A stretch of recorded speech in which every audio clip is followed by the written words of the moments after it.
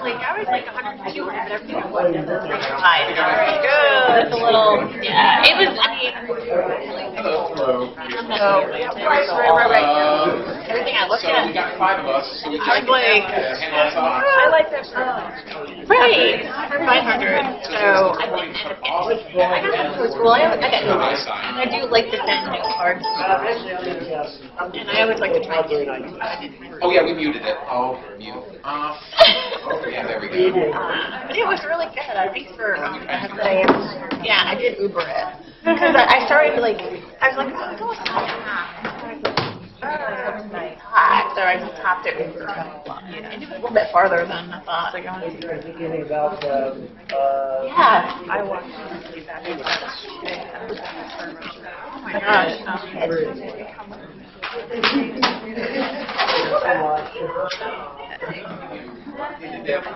Video to mute Yeah. You were overheated. Yeah, I was. I went back to the hotel. No, you're not talking about it. Was like, I was. Yeah. Why don't, and we go alphabetically by last. Yes, right, yeah. Okay. You're at the end. No, wait, no.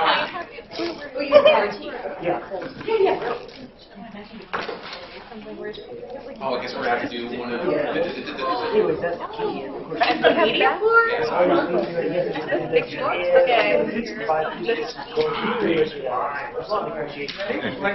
don't know. How do you feel? Right. Feel ready? I think you've got an LLM for Yeah, no. That's so cute.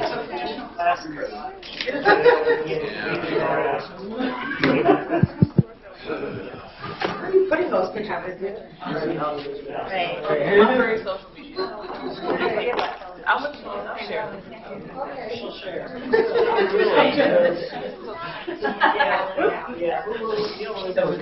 I like that. Wasn't people would go online some years ago. They basically said, with the Jenkins class, Really? Good. And so it helps the students because they don't have to be in beta mail. All right, we're going to get started. It's really weird having a microphone and not being able to hear the audio, but I presume this is going into the recording. So hello to everybody out there in the universe. Well, thank you for the people who waved. This is even better. So yeah. Okay. Let's fingers crossed that this actually works. I want to enable that editing. I want to start this presentation.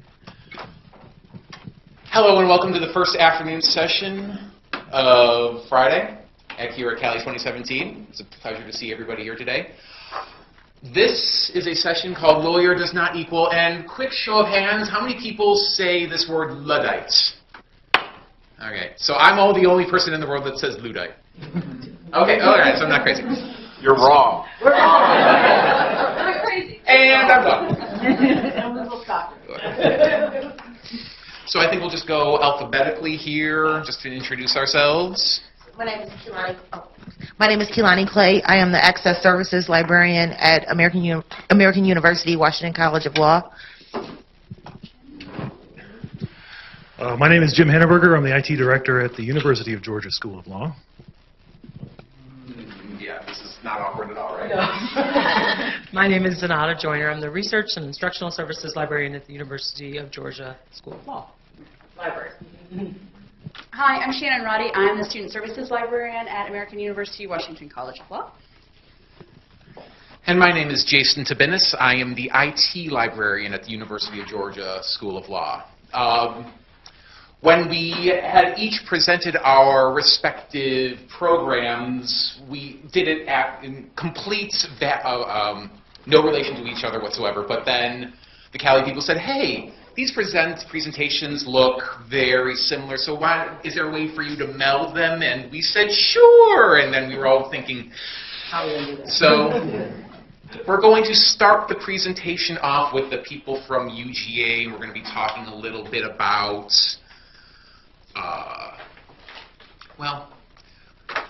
how to communicate the importance of technology to people who are already beyond the law school education process, so faculty members, attorneys, judges, etc. And then our friends from American are going to talk about their experiences with the student education on technology, and that's the really cool part of the presentation, so stick around. Anyway. Oh, wow, you just put a lot of pressure on it. I don't know about that. All right, so good afternoon again. So what we're going to talk about today in our presentation is going to concern itself with is how legal tech and ABA rule, model rule 1.1 on competence, right? How that all intersects together. So the ABA rule says that lawyers shall provide competent representation to a client. Competent representation requires the legal knowledge, skill, thoroughness, and preparation reasonably necessary for the representation. So where are we at? So the ABA understands that we have to save our clients from the lawyers, right? And we have to save us from our technology that we are not maybe using in the most ethical ways. And so just a little history on the ABA model rules, and I know this is preaching to the choir, so if you just bear with me. But the rule as it is articulated today was adopted in 1983. These are the model rules of professional conduct. And these are the ethics that govern in most states, we know. Before this, the adoption of the model rules, in 1969 there was the model rule of professional responsibility, and preceding that were the model code, were the 1908 canons of professional ethics. So if you're interested in reading the entire versions of where the ABA has moved on these issues, you can see that at the American Bar Association's Center for Professional Responsibility webpage. And that webpage includes a lot of information, including the full text of the rules, and also commentary and some opinions that have come out of that, and some analysis of how those rules should be applied. So if you're interested in further reading.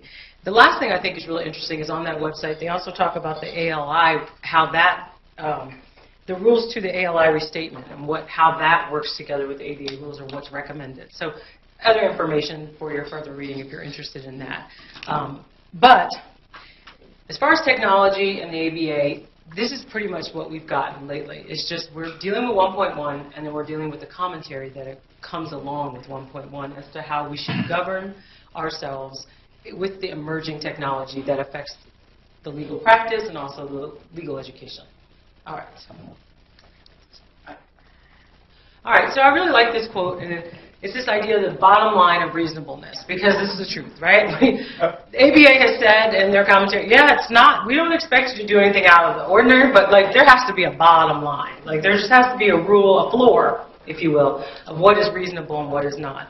And so lawyers are required to maintain the same level of core competency regardless of if they're using technology or not. There's a certain level of competency that is required and it's asked for. And so I think what had happened is that there was this idea that if I'm not an e-discovery attorney, then I don't worry about how technology affects my practice. And if I'm not an attorney that's willing to embrace that, then I don't even have to care about this. But the ABA has been pretty clear about the fact that that's not true. Competence requires a certain understanding and thoughtfulness about emerging technology and how it affects the benefits, the risk, and reasonable competence when using these tools. Just reasonable. So there's been judicial decisions, and the problem we're having too, and I think Kalani and Shannon will talk to this a little bit more, is that there's just been a swath of different interpretations of what the ABA means when they talk about tech comp. And so it's hard to govern yourself, but again, I think we go back to this statement. There's a bottom line of just reasonableness, and that's what we try to articulate and what we're trying to impart on our law students, to our law faculty, and to the practicing attorneys that we interface with on a day-to-day basis or on an occasional basis. And so the rule is intended to be elastic. At least that's what commentators have said. Rule 1.1 is not supposed to be a hardline rule. It's supposed to embrace the changes, and you should interpret it in such as you adopt different competencies, perhaps.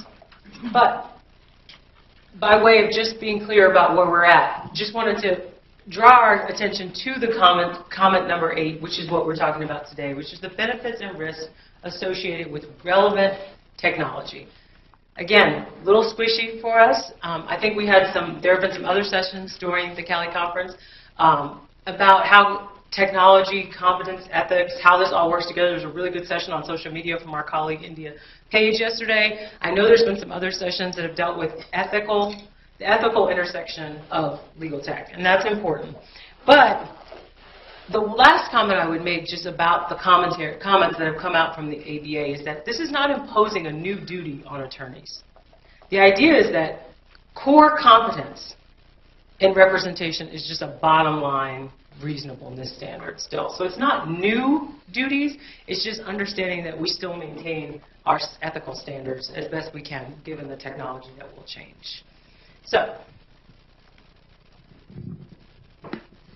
Okay, so this is me putting on my shill hat real quick. So anybody here go to the ABA Tech Show this last? Okay, excellent.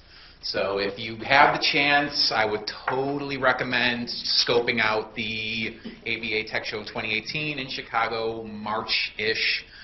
There's a fantastic new academic track that was debuted this year. I say that by way of segueing into, at the conference this year, there was this awesome afternoon session where they had the CEOs from these 3 companies kind of talking about how they see themselves operating in the legal sphere in relation to, more traditional lawyers. And it was really interesting, it was like the TED-style talk, everybody talked with their hands, it was really cool, and they were all, super casual but super polished. But the really interesting things started to happen when the people moderating the conversation, people from the ABA, started kind of pushing back on these companies for saying things like, yeah, we operate in these spaces where attorneys can't operate. Well, like, no, it's not that they can't operate. They just have to consider certain obligations and regulations imposed by the bar. And is it okay for these companies to be operating outside of those? And that was a very constructive, I don't know if that conversation got documented or recorded, but it was really interesting because one of the big trends or themes I noticed from the tech show was a lot of the people who were there were true believers, but there was this, how do you, as you as an attorney who's just kind of getting by, how do you bring in and embrace and enjoy all this great technology when you have this new standard being imposed, all these other companies are being able to get away without any of these crazy regulations, and you're still having to deal with all of the client development, running your law firm, managing your practice, all of these things. So when we're talking about how to make sure that existing attorneys, ones who aren't the true believers, can get on board with what's being imposed by the model, the commentary of the model rule, of course. But the technology that you want them to just start internalizing is the basics, the fundamentals. I think we're all familiar with Flaherty's tech audit from a couple years ago. I think everybody should be intimately familiar.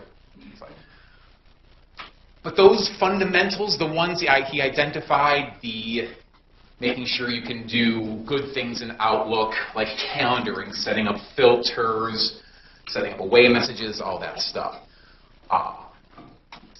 Using styles effectively in Word, having adequate password and security practices. These are the technologies that enable the practice of law, right? And it's nothing nobody is already doing. So if you kind of coach it in like that, these are the skills you already are using. And they're making your life, and you can't imagine your life without these kinds of things. If you just polish them up with these simple little tools, you are well in compliance with everything the ABA is asking you to do. It is not crazy. So you build upon that, like good use of Word, good use of PDF, good use of Excel, and you kind of transition from all those practice of law technologies to the business of law technologies. These are the kinds of cool ones, the more advanced ones, the ones you see in vendor halls that get a lot of people really excited about. Client relationship management, some of the fun time and billing things that account for alternative firm arrangements or alternative fee arrangements. So you have apps, you have time and billing software that's integrated in your office management software. It tracks you when you don't know you're being tracked, all these cool things. Business and competitive intelligence, making sure I'm about to go in front of a judge who rules this way 30% of the time, 37% of the time when I'm presenting a case of this nature. But if I can change the brief and the arguments I make and the length of or the kinds of expert witnesses I'm bringing, I can up that by 13%, which is, you know, a lot of numbers you just threw at someone who doesn't really care. But when you're operating a firm and sometimes you're operating at the meetings, these little things can help. And then business prospect management. Not too familiar with what that term is, but I heard a lot about it, so I wanted to bring it up. Because teaching people about technology is way simpler than teaching people about how to change their job model. You want to, nothing about the way you're practicing is going to change. We're just going to make it easier, simpler, and all the things you're doing right now is fine. We're just going to help you along.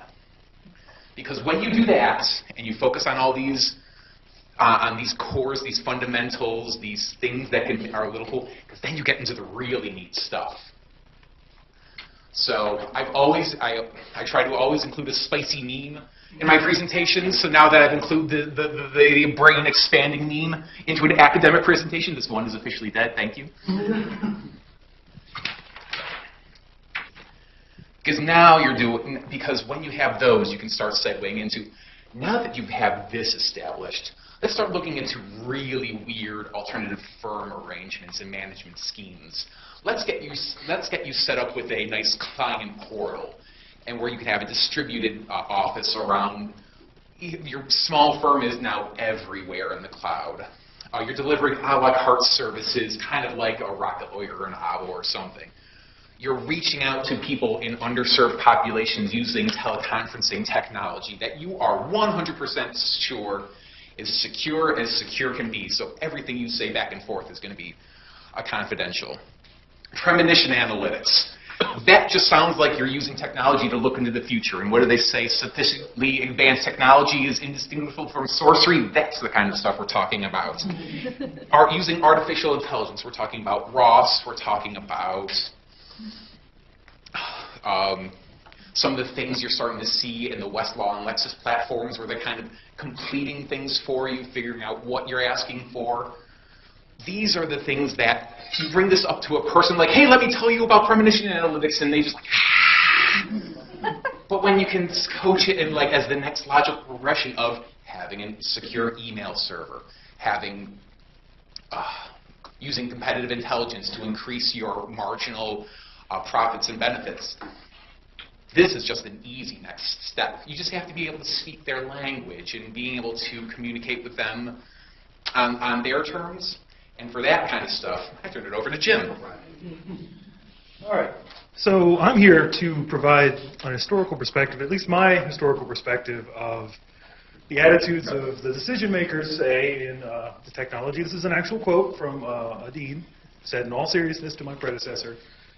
And, you know, I can't really blame him for saying that, because at the time I was hired in 2000. And at that time, only about 3/4 of the faculty and staff actually had or regularly used computers. And the student laptop use was well under 50%, so it really wasn't seen as a real necessity at the time. They knew it was important, but they didn't know why. And the mindset has certainly thawed. We've started taking exams on laptops, and that was a big deal. And they had lots of debates about how important that was, or whether that was fair to the handwriters. And of course, the wireless networks came along, and that was met with mixed opinions. And I've actually had, as recently as 2012, a professor asked me if they could just install a kill switch, get rid of that wireless while their class was going on. And this is well after smartphones, so I don't know what they were thinking.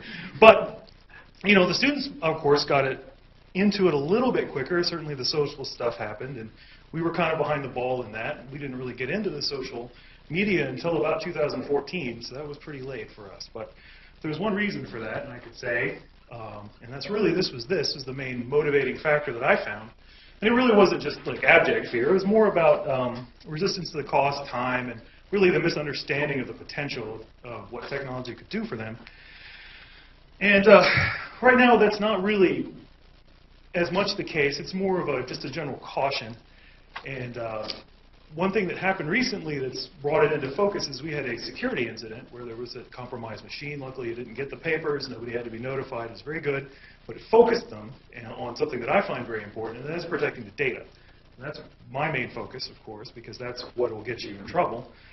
And I was able to turn that into a rewritten security policy and harder and better controls on equipment that was going into our clinics, which is really good because I didn't want any of that to be compromised. Now that was the carrot. Now we've got the stick. The stick. Now this is the carrot. That's the reduced cost. And that's really good. It's been helping me do more with less, and that's one of the double-edged pieces of this, is that you have to do more with less nowadays. But you can, and I found really good allies to talk to the administration. Tech-minded professors are very helpful. If you can get them on board, they can usually speak the dean's language, and that helps you a lot. But the other thing that's happened is that I've moved away from infrastructure focus, and that's really what we did for the first 10 years I worked there, more to service-oriented focus, and that was training and education on various technologies. And that's been really where we're heading now. So let me speak to that a little bit. So for our focus, we're very fortunate at Georgia in that we have ITs within our library house, so in the sense that we have a very close relationship and a working relationship. But what we've been doing at the library is what we've been trying to focus on is the idea of instructing and education for faculty and for practicing attorneys. I'm going to let Kalani and Shannon talk a little bit more about outreach to students as far as technology and their ethical responsibilities, because they have some really interesting things to say about that. I'll just talk just briefly about what Jim was saying. Because as his department is moving to more of a service model, we've had to layer on services to complement what they do. And so one thing that we have been kind of pushing toward faculty and toward students, for that matter, and to the practicing attorneys that we interface with, is going back to that legal tech audit that Jason mentioned. So it was in vogue, and now it's kind of out of vogue, but we need to bring it back. And we've been encouraging people to seek out the audit, take it by yourself, kind of assess where you are as far as your competency. And once you get a true self-assessment of what you can do well and what you don't do well, you'll understand why it's risky not to do some things well. For instance, securing your password, and why you need a password, and why disabling the password on a clinic computer might not be a good idea, because there's client data on there. But in the sense that bringing people to an awareness of the competencies that they will need going forward into their practice and also into their professional life. Free training opportunities. We've also encouraged our faculty and also the attorneys that we do see from time to time when they come in for research, or if they call, or if we present at a CLA. We've been talking more about there are some free training out there. If you're not comfortable, it's okay. It's okay. We're not asking you to change your practice of law, but what we're suggesting to you is that you consider how to maximize your efficiency, how to be better with this, how to become more proficient with technology. So we push towards some free trainings that we've uncovered online. We also talk about developing a personal strategy. And so we offer services that we'll go sit with faculty and help them get their current awareness up, including awareness about legal issues, but also about what technology, how it will affect the legal practice, and just keeping abreast of those alerts. Because it is important that you stay aware of what's going on. We also we encourage attorneys to talk to their peers. How are you using email? How are you using video conferencing? Are you using it in the best way you can and in the most responsible way? So as academics, we don't necessarily know what's going on, and we acknowledge that. We can show you how to use it once we figure it out. Which we can. We can. It might take a couple of us, but we'll do it. We can show you how to use it, but we don't know how it's being used in the field as much. And so we encourage attorneys to talk to their peers, talk to experts. And we are very fortunate. So we can go to Jim, and we can go to any people on his staff and say, okay, I got a call from a faculty member. They want to use this. How do we do this without compromising student information? How do we do this without compromising their ethical duty as a faculty member, as a university employee, as a member of the bar? How do we do that? And can I do that? And so we have the ability to talk to experts, because sometimes the extent of what things can happen, in my mind, I have all these ideas about what technology should be able to do for me right now, and I'm like, Jason, can I do this? And he's like, no. And I'm like, no, but I think I want to do this in my class. And he's like, no. And then I'm like, forget it. I'm going to ask Jim. And then Jim's like, no. Sit down. So, right, so there's that, too. There's just the limitations. But I think, especially for people who aren't as versed and who don't spend every day thinking about these things, maybe the way we do, it's a learning curve. So those are other things. Now, we also suggest that we focus on faculty as far as pushing this to their students, right? Because that's where the future of the legal practice goes, so we encourage that. But we also teach lots of classes. We volunteer at different bar association events, and I would encourage people to do that. We teach CLEs on internet research, and not just how to get into Google and use connectors. No, no, no. How to do this ethically. Should you be spying on your clients on Facebook? Should you be doing that? Like, these are things that people want to know, and it's up to us to teach them appropriately how to do this. And sometimes faculty, we find, aren't even aware of what their students are being confronted with when they go out into their summer employment or into their work experience. And so just bringing them up to speed on what we learn, what we hear, and we try to have our ear to that. The other thing is we can create materials, and we are education specialists, right? So we can create the LibGuides and the pamphlets and enhance them. And we can volunteer to do some of that material, video tutorials, and host them on our websites. But that goodwill that can be created as far as us showing and teaching technology is really important for the practice of law and also for ethically using legal tech. So that's what we've been doing. And for the true ambitious, and this is what I have in my head, and I'd like to do this, but I don't know when and what point in my life I'll be this crazy, but a boot camp for members of the bar, and they come on campus, and we just 2 days give them the don't do this with your email, this is what you should do, and we're going to get them proficient in 2 days. That's my vision. I don't know if anybody would want to be on board for that boot camp, but I feel like it could be really useful, especially to some of the people that we serve and that we see. But let me turn it over to Kalani and Shannon to talk about how we can outreach to students better. Give us just a second. We're going to switch slides right here.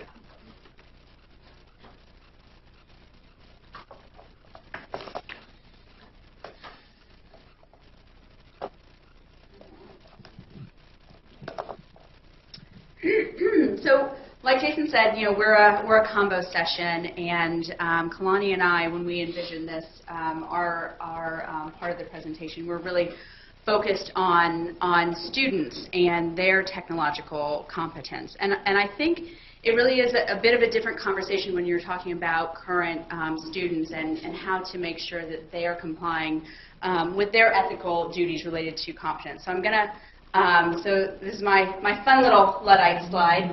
And, the definition of a Luddite is basically somebody who is opposed or afraid of innovation and technology. And really, I think when we're talking about our current students, that they're not Luddites in that sense. I think most, if not all, of our students are really, they have PCs, they obviously have smartphones, they're on their phones, on their gadgets all the time. They're digital natives. They are very comfortable with the technology that they know. And I think really our job that we have tried to do as librarians is get them comfortable with the technology that they don't know but that they need for the practice of law. So just going back to the ABA standard, I'm going to pop it up on the screen one more time. This is what we're talking about in terms of competence model rule 1.1, and here's the comment 8.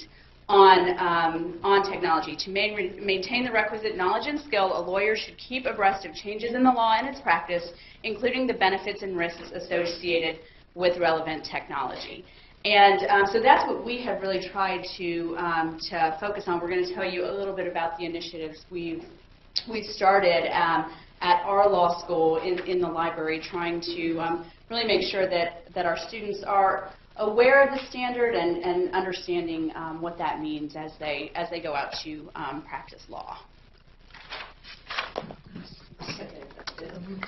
So far, 27 states have adopted that ABA model rule and its comment about the ethical duty of technology competence. And then Florida last year also they now require technology to be part of their to be a CLE requirement for technology. So this is a big, and I assume 27 states have adopted it. Probably all 50 will at some point. Next. Yeah. So these are the things that we're talking about when we're talking about what needs to be competent. So first is legal research and document generation. Really, people are wasting time, a lot of time, not using things well, right? So if you are generating a table of contents without using the table of contents feature in Word, you have probably wasted a good part of your day. And Robert Half Legal did a survey last year where they found out that attorneys are spending like 40% of their time on administrative tasks, and some of that can be streamlined, especially with the technology we have now.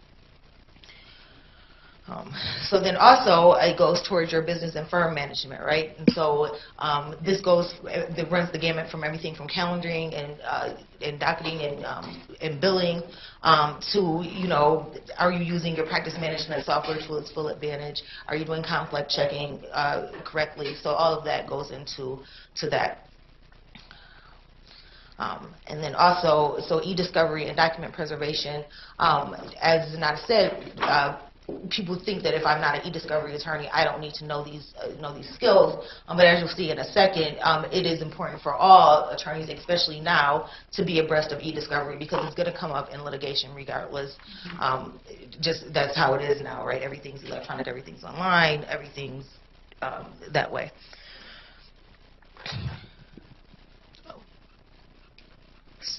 So then also it goes towards the idea of zealous representation, right, which is also a ethical duty that you have to represent your clients to the best ability possible. And if you are not using things, so for instance like Rabble, which is new and it is expensive, but it's something like that with analytics and everything can really help you with your in litigation. But then also if opposing counsel is using the best technology, or when they go to court and they are they can use the courtroom technology better than you can, then have you done your client a disservice in that way. And then lastly, of course, is security and confidentiality. Attorney-client privilege is paramount, and you are supposed to secure things. And so everything from not using passwords correctly to having things on cloud spaces that are not secure, that all goes towards, again, your ethical duties as an attorney. Okay, so keeping these kind of 5 areas in mind, we want to have a little bit of lighthearted amusement at others' expense. So this is Tales from the Crypt, when lawyers do act like Luddites, or as I like to call it, when above the law finds you. Okay, so DL versus District of Columbia. This was a case where it was a class action in D.C. where some students sued the district for failing to provide them with some special education accommodations under IDEA. And so there were several discovery orders in this case in the D.C. District Court, and the court said, a discovery violation of this exotic magnitude is literally unheard of in this court. Ouch. And what happened was the district was they were unable to keep up with electronic discovery. They said they were understaffed and it was voluminous and they just couldn't do it. And the court was not having it. They said, that's no excuse for not meeting discovery deadlines and for not asking in a timely way for an extension on discovery if you need it.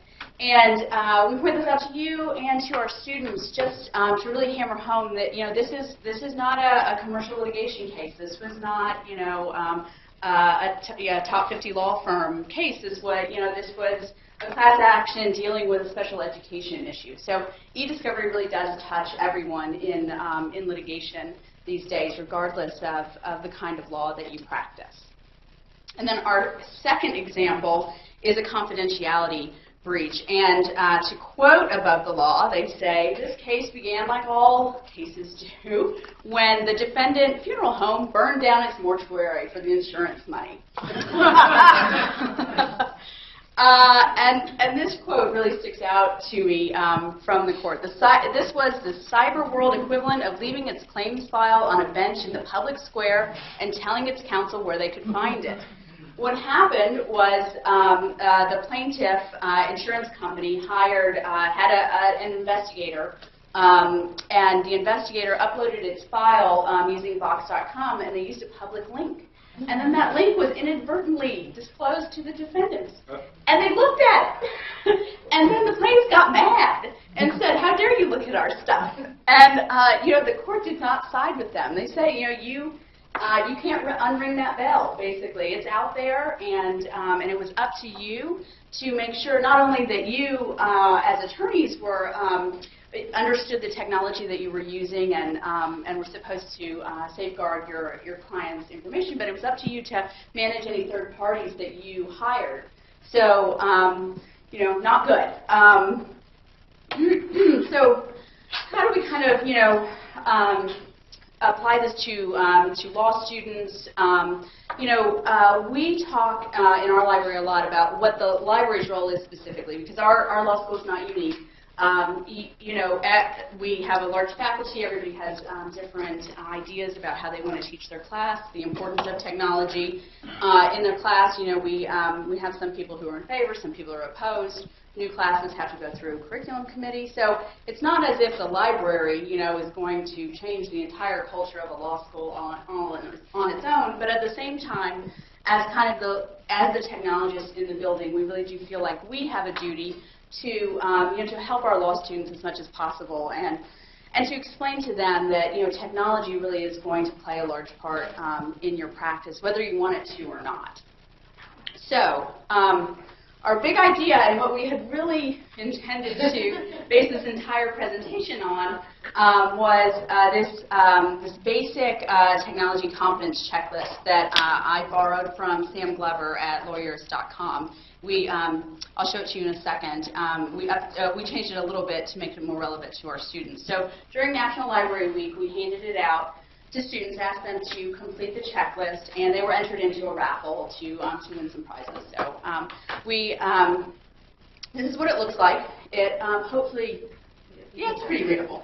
So basic computer competence, basic internet competence, basic data security competence, and basic e-discovery competence. So our thought was, let's have them fill it out. We'll see what they're familiar with, what they're not, and then we'll tailor both our advanced legal research class this summer and into the fall towards the skills that they need some help with, and then we might try to do some individual library workshops, that kind of thing, to help them with their skills. And then secondly, we thought this would kind of be a good educational thing for them to realize that there's stuff that that they haven't heard of before, that they're going to need to know as they head out into practice. Or just, kind of an informational thing, like, oh, I've never heard of this, maybe I should know more about it. So that was our grand plan. So, so unfortunately, the results did not quite come out how we expected them. This is an actual millennial quote, like, do you want me to fill this out for real or not?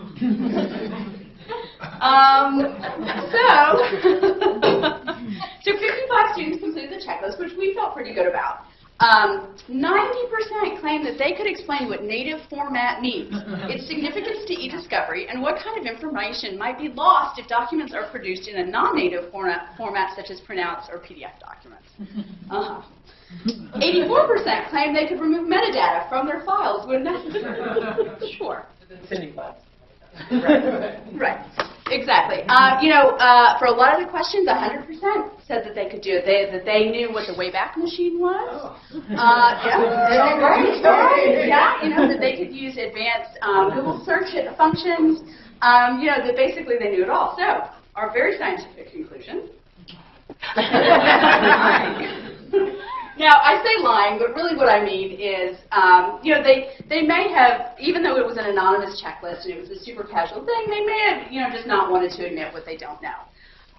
More likely, though, I suspect they don't know what they don't know. They read the questions and they thought, well, I recognize some of those words, yes, I can do that.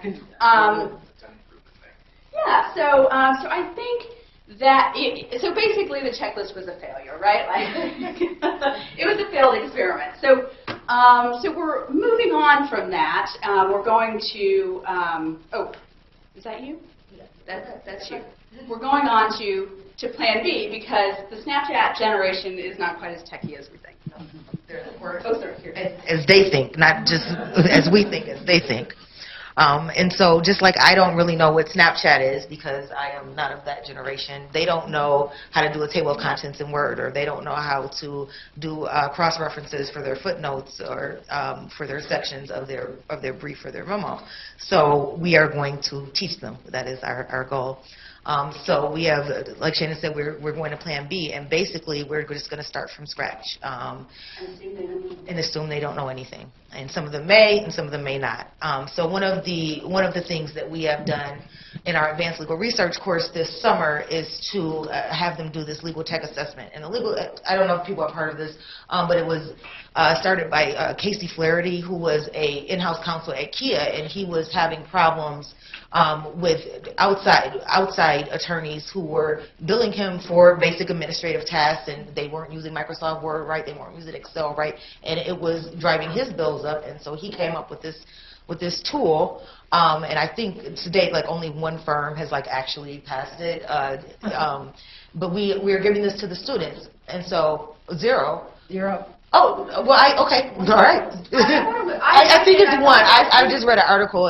There is one, and it from 2015. Maybe later, the initial one, 0. Okay. Yep.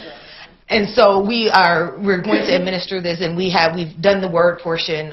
We teach a hybrid course in the summertime online, and then have a boot camp where they get their 6 hours of instruction per ABA standards. And so we did do the Word version during the boot camp, and they will do the PDF and Excel parts subsequently throughout the summer.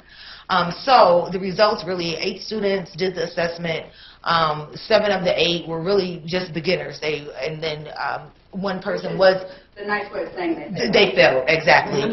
One person was a novice, but I feel like she skewed the stats, and so we got the 67.3% accuracy rate, but it was her good score that did it. And the reason why she did so well was because she was a paralegal before she came to law school, and so had acquired those skills just from her duties as being a paralegal, right? Because those are the people that really are working with this stuff. But as you know, the legal industry continues to change, you're going to have less paralegals, less legal assistants, and you're going to be doing this yourself. People are doing limited service agreements. They are doing small firms and solo firms, and so you have to know how to do this stuff, right? Or, as Shannon put it yesterday, if your paralegal comes and asks you a question, you have to be able to answer it, right?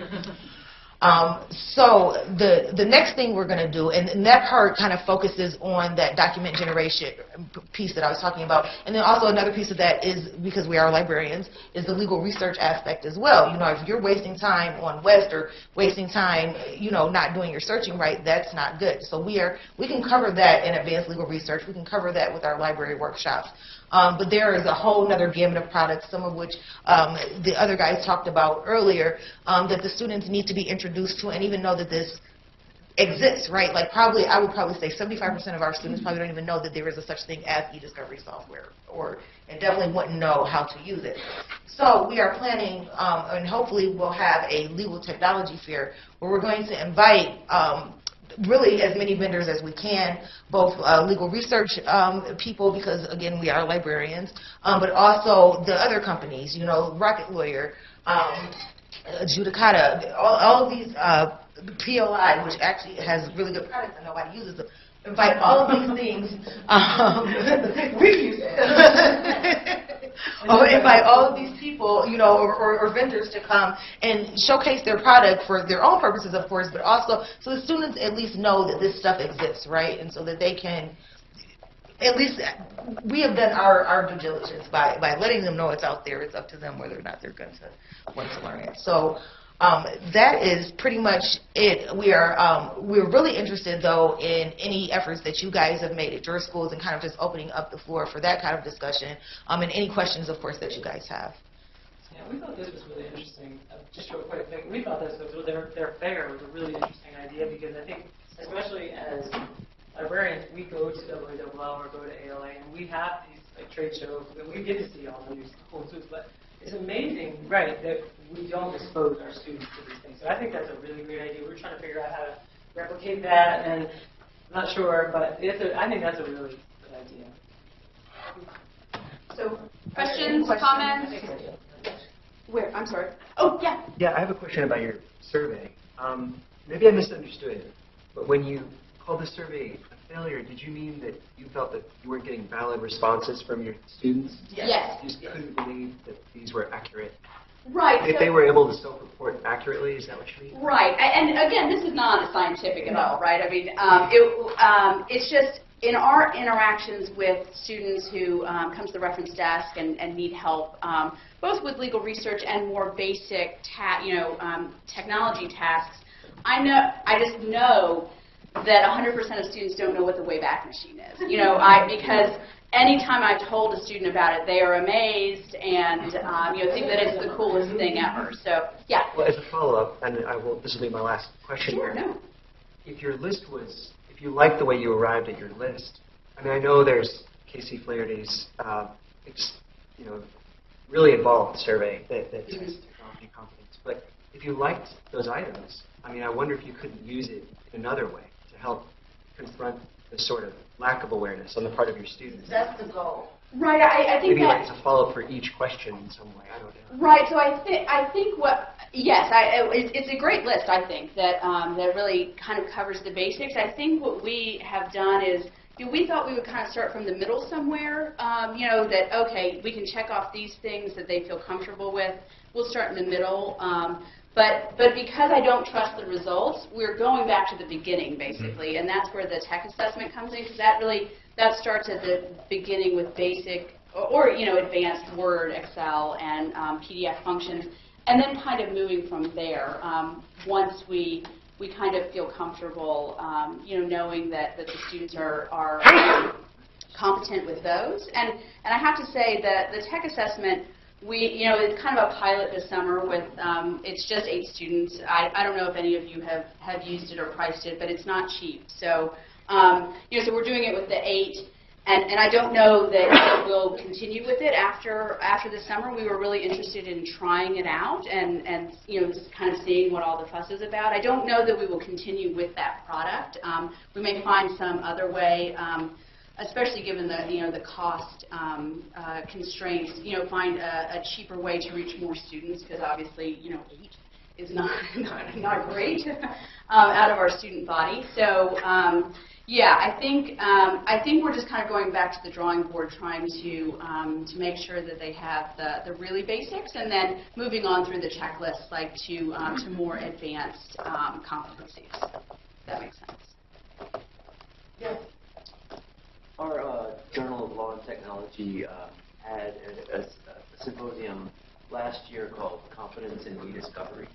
And I just wanted to let you know, maybe a little bit of shameless self-promotion, because I shot the video, but it's on YouTube under Jolt Symposium 2016, Confidence in E-Discovery. And part 2 of that series features Casey Flaherty. Oh, great. Wow. And I'm sorry, tell me the school again? University of Richmond. Okay. And, the video is listed as Jolt Symposium 2016, Confidence in E-Discovery. And, I'm just a multimedia coordinator, but I was riveted throughout the whole symposium. It's really interesting stuff. Great. Yeah, no, thank you. Thanks. Sure. So I have a like a 2 or 3 pronged question. I'll try to be as succinct as possible.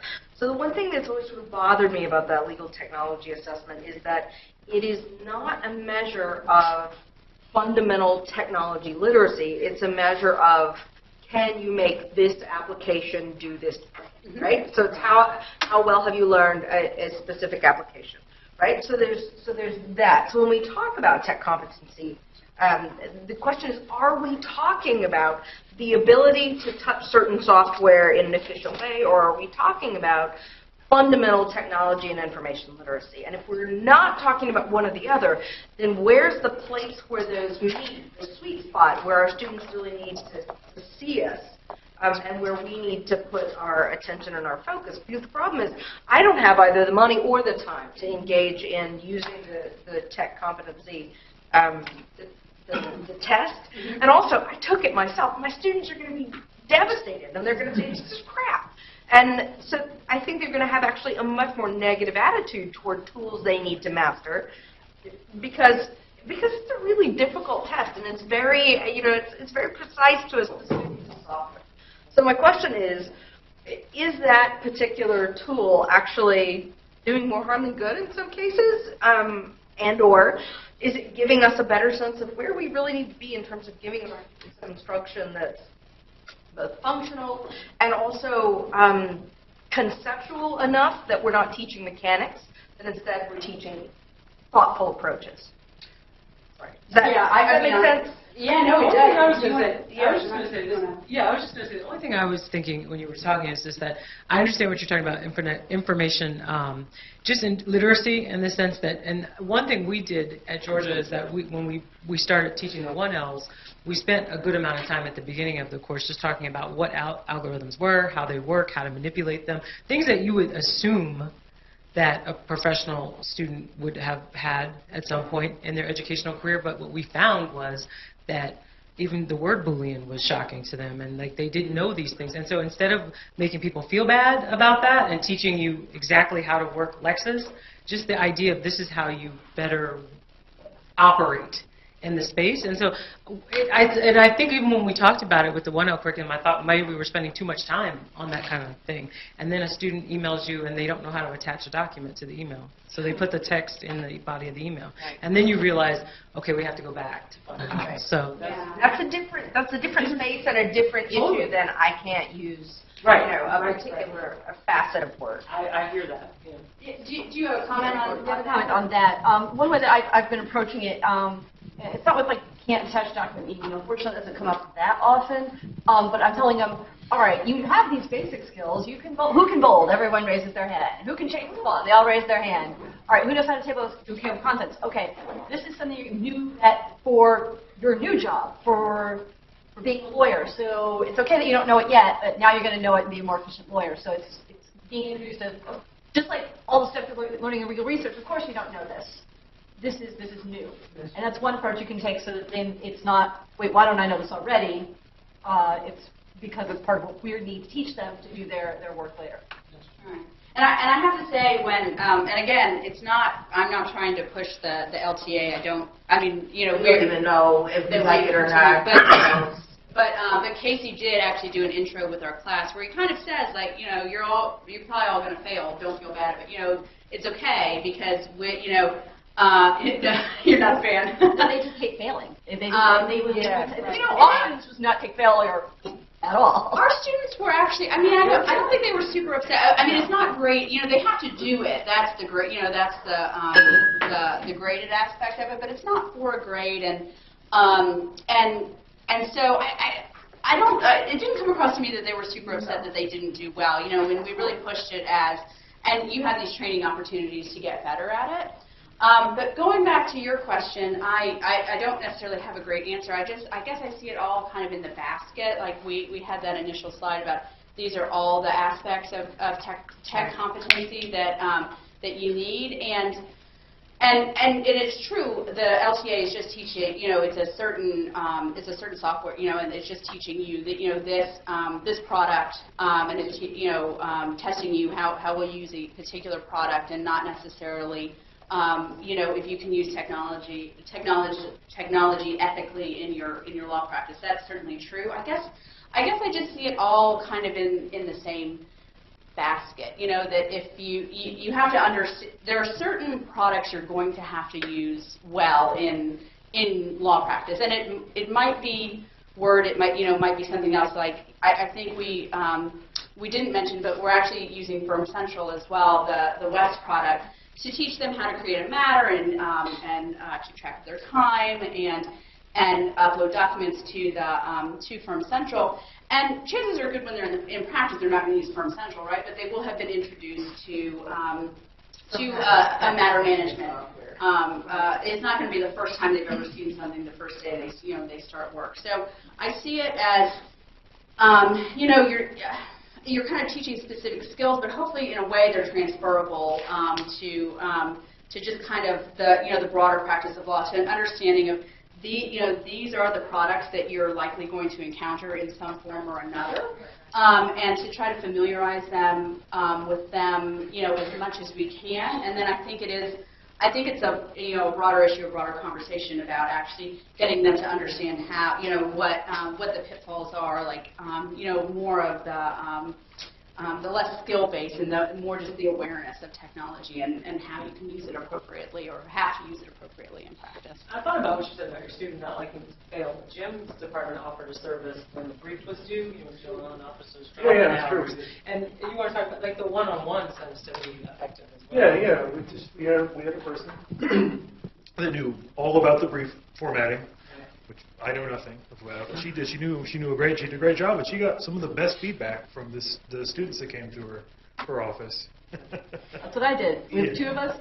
The briefs are due. We have lines outside our door. Yep. Yeah. Are you a librarian? Is that? Yeah. So we got two tech librarians in our arm. And yeah, because I think you're right. They don't like to fail, so you don't necessarily get it in class. But if we do offer that service, maybe that is. They won't show up until like the Wednesday before the briefs are due. Oh, yeah, no question. Go ahead. One quick comment on the tech competency thing. Mm-hmm. I think that there's pieces of it that are really valuable. And to Courtney's point, that if you have those pieces that are in service of something as opposed to in the abstract, they're great. And one thing I've tried and students responded well to is in assigning things, force people to create structured documents, force people to have auto-numbered documents, and then have the next thing be, so I say, create a contract, and number every section. The next thing is, I'd like you to remove this section and add this other section and reorder them, and tell me how long it took you. Yeah. Like, and then it's sort of like the things sort of fire off, like, oh, that's why it matters. Substantively, all I care about is what the contract said. That's really good. We were talking about styles and pleadings and great. And then I did structured things. I said every assignment had a tiny little piece that was points for structure. And I said, why are you doing this? And I said, well, do you guys know what happens if you have a structured document? They know. I said, here's a table of contents, here's a PDF document, auto filters, here's et cetera. Like, oh wow. Yeah. Because how many people here are experts in Excel in your institution, if only because you know how to Google about Excel problems? So but I think the tech audit, these lessons are in service of trying to achieve this notion that it's okay to play with technology. You're working on structured documents, or you're working on table of contents, you're working with styles in an environment that is absent of time limitation, so you can just play with the technology. And that's where competence comes from. Like, I don't know how to do it, but I can teach myself. So Roger, can I just ask you a follow-up on that? I guess there's no way to tell though if they do it using the auto features or if they do it manually. Oh, they turn it in Word. Yeah. I'm sorry? They turn it in Word. Okay, so you are able to. I require that. Okay. And then I go in and I look and I actually add things and they get points to the document if they do. Okay. Oh, got it. Okay. That's a great idea. Thanks. Yeah. Was there? Yeah, my question wasn't, forgive me if you've covered this already, but, the biggest challenge is how do you get them to care? So is this part, is it tied into a class with grading? And then do you have to decide, so if it's a legal research class and you're doing the formatting thing, do you have to make the decision of, okay, am I going to teach them how to format something in Word or how to use terms and connectors? So because there's only a finite amount of time that you have of them, there's only a finite amount of caring that they can do, and having them do extra trainings and I'm not just talking students with this, like faculty, staff, all of that. You can't make people come to the trainings necessarily, and sometimes they just actually cannot, because scheduling anything in a law school environment is just utter insanity. So, I agree with so much of what's being said and the necessity of it, but there's just that break. I think you get, I don't know, at least in my experience from what we've talked about, is the advanced students, right? After they've gone out and worked, as far as caring, and then they'll say, oh, I wish I'd known this before I'd worked, right? And then we have a little bit more captive audience, but the one-on-one that our IT has been offering, and then also just when they offer training sessions, they keep them out. Like Jason will do sessions on Excel, And I think, Really? yeah. So you don't have a challenge with getting them there in the first place? Marketing, I mean, it's just like anything else that you're marketing, or at least coming from the for library services, you know, leveraging that marketing piece to get them to come. That's how we got people to do the technology competence checklist anyways in the summer. I had my most, charismatic student from the serve desk, like really go out with the surveys and get people to come. And so with something like for instance, I want to do one of those formatting workshops in the fall for table of contents for that kind of thing. And